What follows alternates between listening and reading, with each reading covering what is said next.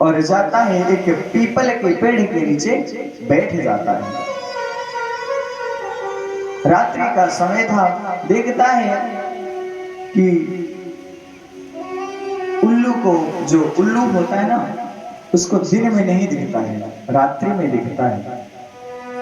तो जो भी पशु, जो भी पक्षी उसके ऊपर दिन में प्रहार करते हैं, उल्लू रात को उनके ऊपर प्रहार करता है, क्योंकि उल्लू को रात में दिखता है और पक्षियों को दिन में दिखता है, उनके ऊपर प्रहार करते हैं। तब इसने तुरंत अपने गुरु बनाया उल्लू को और पांचों पांडवों को मारने के लिए चल दिया कि जिनसे दिन में युद्ध नहीं जीता जा सकता, उनसे रात्रि में जीता जा सकता है। ये जाता है पांचों पांडवों के गर्भगृह में, कहते हैं जिस दिन आपकी विजय हो ना किसी भी चीज में, उस दिन अपने घर में कभी नहीं रहना चाहिए। ये हमने कहते ये शास्त्र आज्ञा करता है, क्योंकि उस दिन आपके जो दुश्मन है ना, वो कब आपके ऊपर हावी हो जाए कोई भरोसा नहीं है। प्रेम से कहो राधे राधे। कितने लोग किसकी किसकी गद्दी छीनने को पड़े हैं, कुर्सी लेने में लगे हैं। कहने का मतलब है जब विजय हो तब घर में नहीं रहना चाहिए। पांचों पांडवों को लेकर ठाकुर जी चले जाते हैं और पांचों पांडवों के जो पुत्र थे वह उनकी सैया पर सो रहे थे। महाराज दुर्योधन देखता है कि ये पांचों पांडव ही तो लेटे हैं, तो जाता है और सबके धड़ को काट लेता है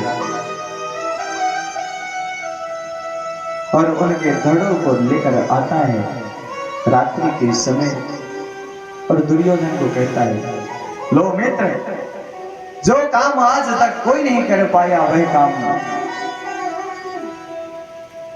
मैंने करके दिखाया है।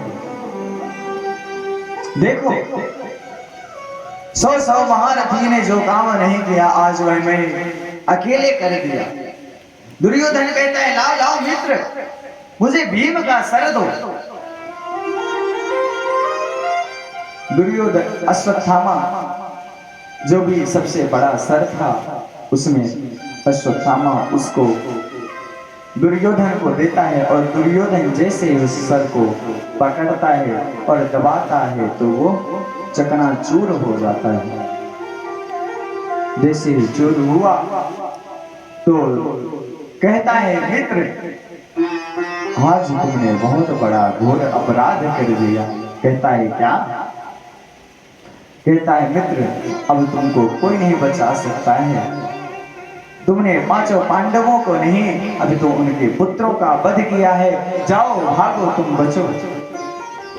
और दुर्योधन वहीं पर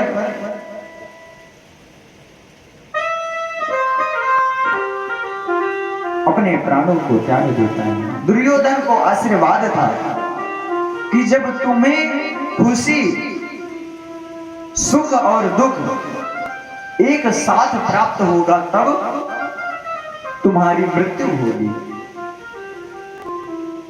तो सुख और दुख कैसे प्राप्त हुआ?